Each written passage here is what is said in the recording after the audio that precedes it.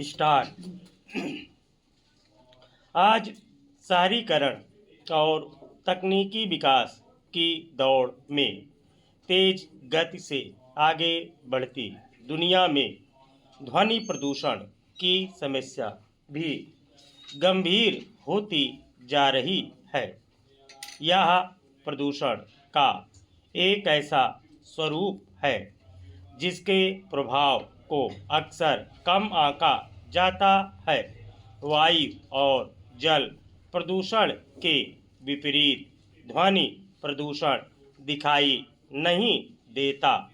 यह कोई ठोस अवशेष नहीं छोड़ता, लेकिन इसका प्रभाव गहरा और दूरगामी होता है, जो धीरे धीरे पूरे पारिस्थितिकी तंत्र में प्रवेश कर उसे असंतुलित कर देता है। इस बढ़ते खतरे से सबसे अधिक पक्षी प्रभावित हो रहे हैं, जिनका संपूर्ण जीवन ही ध्वनि पर आधारित है। पक्षियों के लिए ध्वनि केवल परिवेश की एक पृष्ठभूमि भर नहीं है, बल्कि उनके अस्तित्व, संचार, प्रजनन और दिशा निर्धारण का मूल आधार है। जैसे जैसे शहरों में शोर बढ़ रहा है और मानवीय गतिविधियां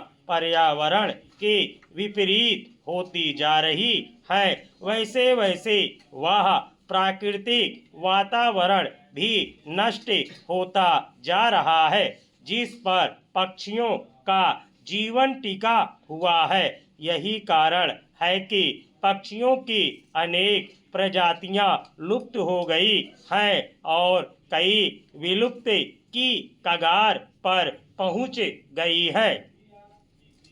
पक्षी आपस में संवाद के लिए ध्वनि पर निर्भर रहते हैं। उनके गीत मात्र मधुर स्वर नहीं होते, बल्कि ध्वनिक संकेत होते हैं, जिनका उपयोग वे अपने क्षेत्र की पहचान करने, साथी को आकर्षित करने, शिकारियों से सावधान करने और सामाजिक संबंध बनाए रखने के लिए करते हैं। प्रत्येक पक्षी प्रजाति ने अपने प्राकृतिक आवास के अनुरूप एक विशिष्ट ध्वनि सीमा और शैली विकसित की है, मगर जब यातायात, निर्माण कार्य, औद्योगिक मशीनें, हवाई जहाज और शहरी भीड़-भाड़ से मानवीय शोर इन ध्वनि सीमाओं पर हावी हो जाता है, तो पक्षियों की आवाज़ दब जाती है या पूरी तरह गुम हो जाती है। इससे उनका संवाद बाधित हो जाता है। जब किसी पक्षी का संकेत अपने उद्देश्य तक नहीं पहुंच पाता, तो इसका प्रभाव क्षणिक नहीं होता, बल्कि उसके पूरे जीवन चक्र को प्रभावित करता है।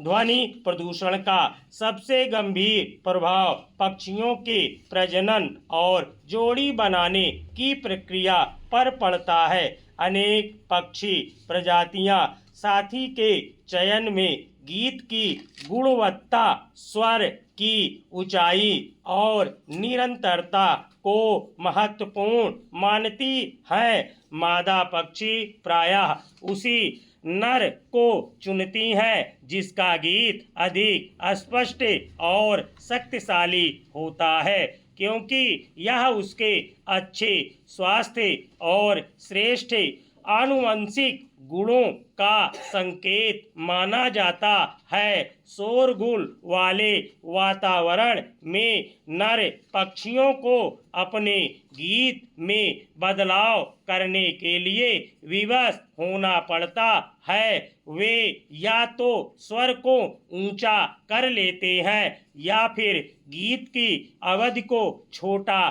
कर देते हैं। ये बदलाव शोर के बीच गीत सुनाई देने में सहायक हो सकते हैं। स्टॉप।